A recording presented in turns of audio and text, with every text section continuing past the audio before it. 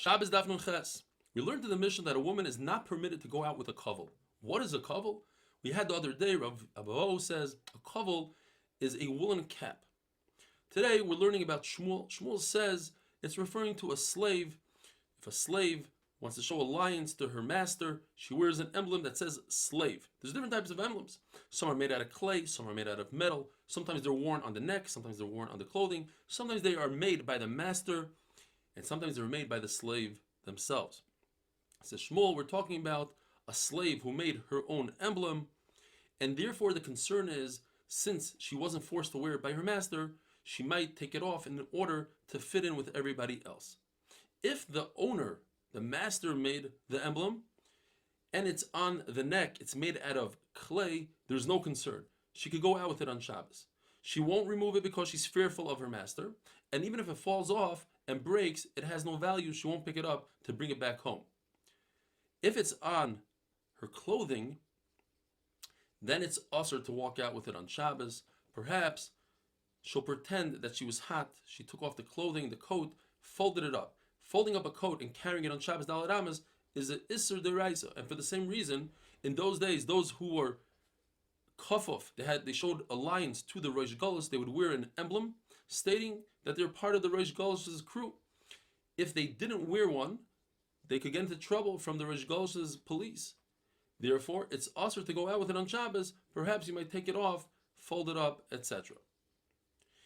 If the emblem is made out of metal, it's always usher to go out with it, because if it falls off, you might come to pick it up because it has value and you'll carry it Dalet Amos in Rosh Hashanah. A bell that's made for a slave is a tachshit, it's an ornament, and therefore it's usher to go out with it on Shabbos. Perhaps it'll fall off and you'll come to carry it, unless it is woven into the clothing by a professional. And we had the statement yesterday regarding chatzitza. Rav Huna says anything that's woven, there's no gzeira. And today that statement is said on something else completely, regarding a bell woven into clothing, where there's no concern that it'll fall off the clothing, and therefore you're allowed to carry it in Rosh Hashanah.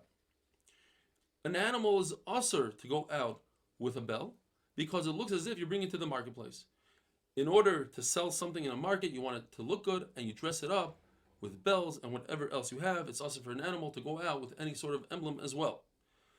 An emblem for a slave is not Mekabel Tumah. In order to be Mekabel Tumah, it has to be either clothing, it has to be kli, or it has to be an ornament. And an emblem is neither of these things. It's made to degrade the slave, and it's not made to beautify him. A bell is Mekabel Tumah even without the clapper, the in-bell inside, and that is a bell for a slave, because it's for a tachshit, it's for an ornament, it's jewelry, and therefore it's Mekabel Tumah. For an animal, on the other hand, it's only there for the noise. So without the clapper, it's not Mekabel Tumah because it's no longer a kli. With the clapper, it's a kli designed to service the human, the owner, to know where the animal is, and therefore it's Mekabel Tumah. A bell for a door that's attached to the door is not Mekabel Tumah because it's bottled to the door. A door itself is not Mekabel Tumah. It's part of the house, which is part of the ground, not Mekabel Tumah. If you thought in your mind that you want to take the bell off the door and use it for your animal, then it is susceptible to Tumah, because in order to make something susceptible to Tumah, all you need is a machshava, you need to think about it. But the reverse, if it was a bell for an animal and you thought to make it a bell for a door, it remains tameh, because in order to take something away from susceptibility of tumah, you need to do a shinui maisa. You need to change something in the bell, and just by hanging it up, screwing it and nailing it into the door, that doesn't change the bell itself. That changes the location, but not the bell itself. Any bell that was designed to create a sound, such as a bell for an animal, a bell for a child in its crib, a bell that you put on a bib, all these bells, they're only finished once you attach the invel, the clapper. If you didn't attach the clapper, then there's no gemar melacha, it's not considered a vessel. Once you have that clapper in there, and you take out the clapper, it remains tameh. Why does it remain tameh? Abaye says it remains tameh because anybody can take the clapper and reattach it to the bell. You don't need a professional. The question is, we learned that if you have scissors that come apart, then they are only mikabel tuma one part to the other. In other words, if you touch part A with a sheretz, part B becomes tameh only while you're using the scissors. And the same thing for a carpenter's plane. Only while you're using it, if you touch the metal, does the wood become tameh, or vice versa.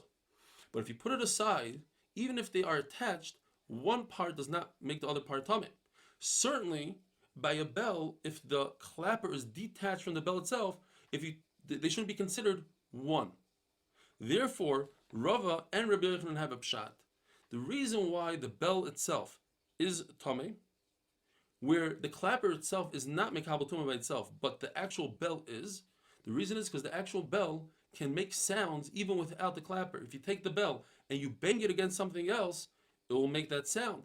Yes, it might not be the exact sound that a bell makes, but nevertheless it is a sound. Similarly to a basket. You have a basket that holds fruit. If you have a very large hole in it, that fruit fall out of it, it's still mekabel tumah as long as it can hold pomegranates. In other words, it might not serve its original purpose, but it has somewhat of a purpose in mekabel tumah. So to this bell. And tomorrow we'll see other reasons. Have a wonderful day.